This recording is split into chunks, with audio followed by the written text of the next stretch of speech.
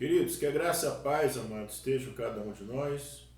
Nós estamos terminando a semana tratando desse tema que é a nossa regeneração, né? É um tema muito importante para a nossa vida espiritual e eu tenho repetido essa observação, né, gente, que eu tenho feito, que muitas vezes nos falta uma maior profundidade na nossa vivência espiritual, na nossa vivência com o Senhor, porque ainda também nos falta uma compreensão mais adequada, mais profunda, mais real daquilo que Cristo fez por nós na cruz e as implicações daquilo que Jesus fez, né?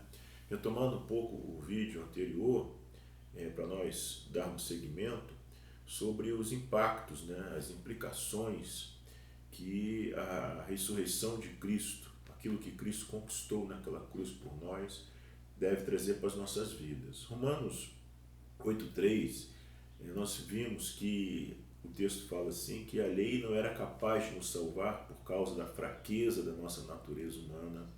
Por isso Deus fez o que a lei era incapaz de fazer ao enviar seu Filho na semelhança de nossa natureza humana pecaminosa e apresentá-lo como sacrifício por nosso pecado, e com isso declarou o fim do pecado, do domínio do pecado sobre nós.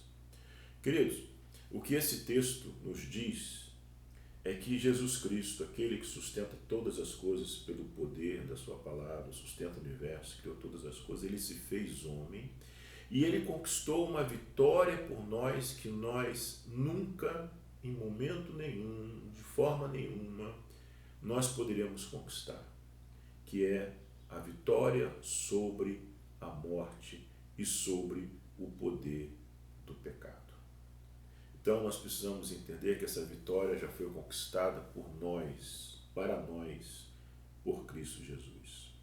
Romanos 8,1 diz que agora, portanto, já não há nenhuma condenação para os que estão em Cristo. Então, amados, estar em Cristo é o requisito inicial e necessário para que nós possamos viver como aqueles que venceram a morte e o pecado. E nós já vimos o que significa estar em Cristo.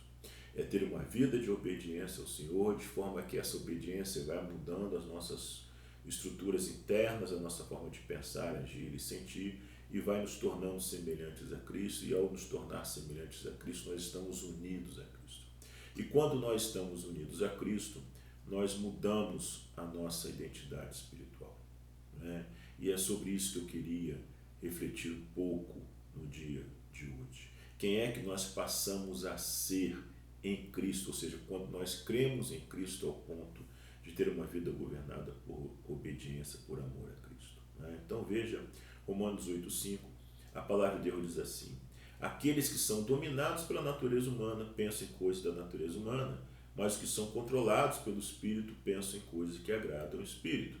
Então veja, o que nós vimos no versículo Romanos 8,3 é que Jesus, ele, assumindo a forma humana, ele como homem, ele venceu o pecado. E quando nós estamos unidos a Cristo, nós também podemos vencer o pecado e a morte. Então, aqueles que são dominados pela natureza humana não são aqueles que estão unidos a Cristo, percebem?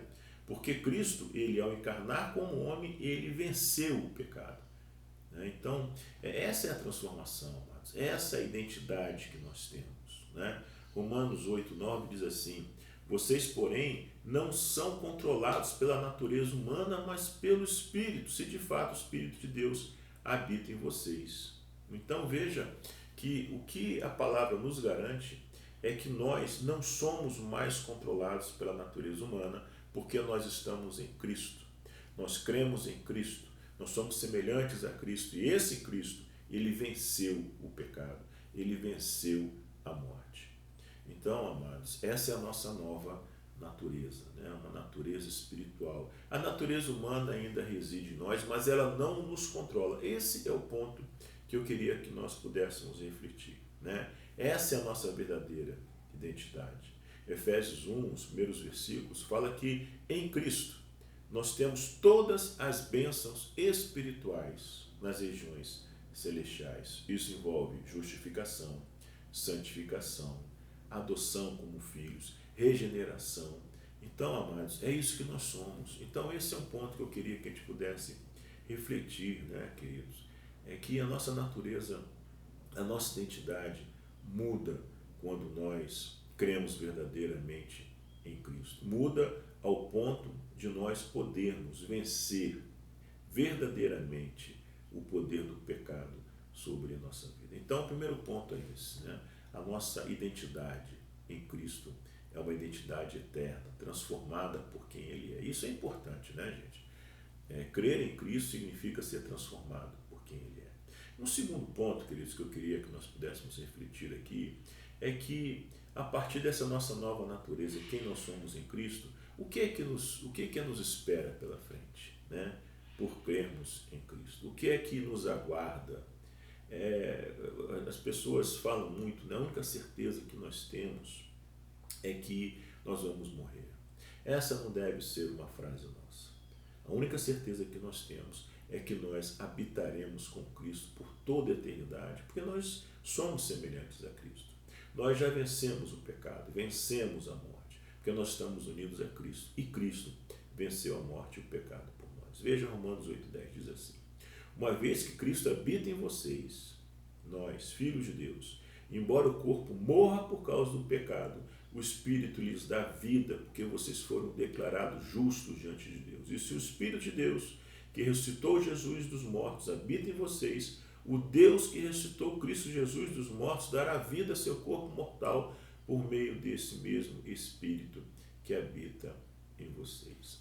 Amados, essas verdades, elas precisam ser melhor refletidas por nós, né? Nós precisamos entender o que a Bíblia fala a respeito de quem nós somos quando nós cremos em Cristo. Aquilo que Cristo já conquistou na cruz, queridos, que foi a vitória sobre o nosso pior inimigo, que é a morte, que é a vitória sobre o pecado, que escraviza muitos. Esses dois inimigos, o pecado e a morte, já foram vencidos por nós. E de novo, queridos, quando nós cremos em Cristo ao ponto de lhe obedecer, nós vamos sendo transformados. Mateus 7,24, Jesus conta a parábola, né, do homem sábio e do homem tolo. Então, o homem sábio é aquele que edifica a sua casa sobre a rocha. A rocha é Cristo. Edificar a nossa casa, edificar a nossa vida sobre quem Cristo é. Vêm as inundações, vêm as tempestades, as angústias, as aflições, as dores dessa vida, mas nós permanecemos em pé. Por quê? Porque as nossas estruturas internas, nossa forma de pensar, sentir e agir foram transformadas à semelhança de Cristo. 1 Coríntios 2,16 fala sobre isso. Nós temos a mente de Cristo. Então, crer em Cristo, queridos, obedecer a Jesus por amor, nos transforma, muda quem nós somos. Muda a nossa identidade, como nós vivemos nesse mundo, como nós reagimos às diversas situações, dificuldades. Essa vitória já nos foi dada. E mais, queridos, não só a vitória sobre o poder do pecado sobre a nossa vida, mas também essa certeza bendita que nós, quando partirmos dessa vida, estaremos com Cristo. Isso pode nos trazer para a nossa vida vários benefícios, né?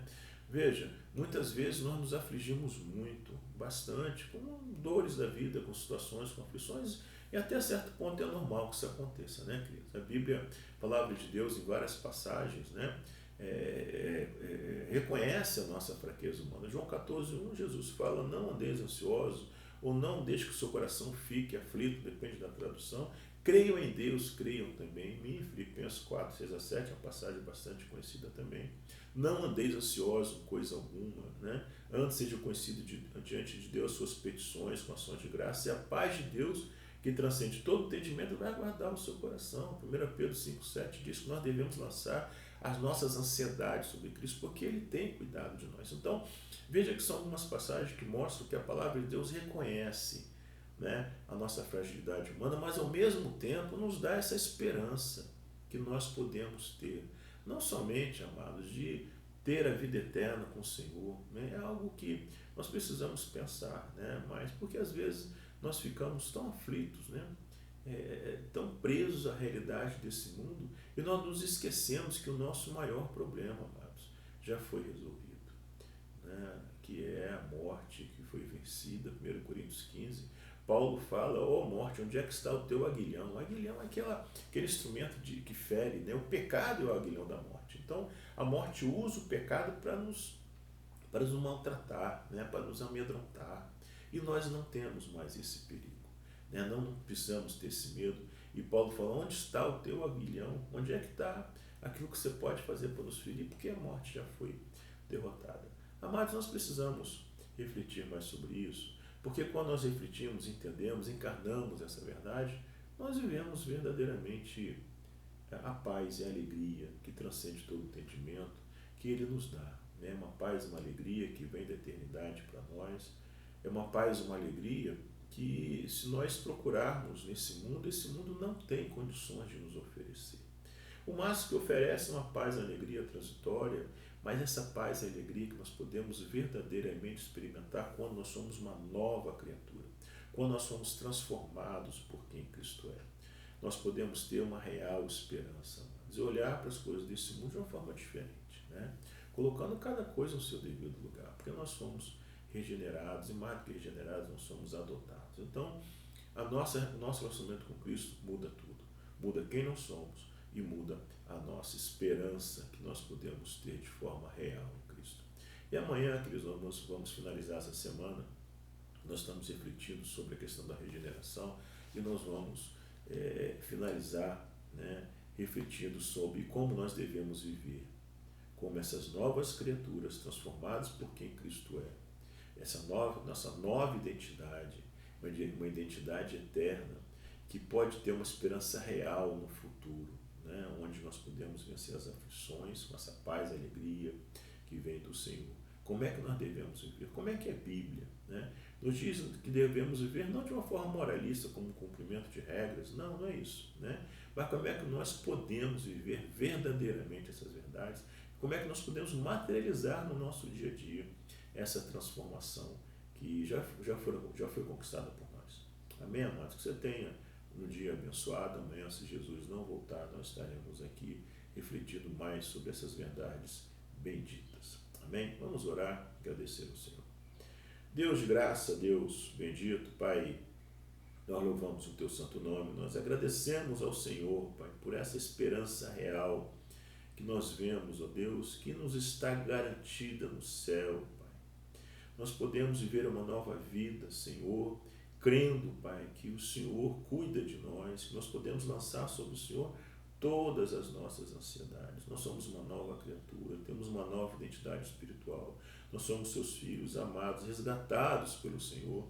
Isso nos dá, Senhor, uma herança eterna e bendita, Pai. E que o Senhor nos ajude, Pai, a nos apropriar dessa verdade, até o ponto que a gratidão e o amor tome o nosso coração e mude a forma como nós vivemos. É o que nós te pedimos, Senhor, e já te agradecemos.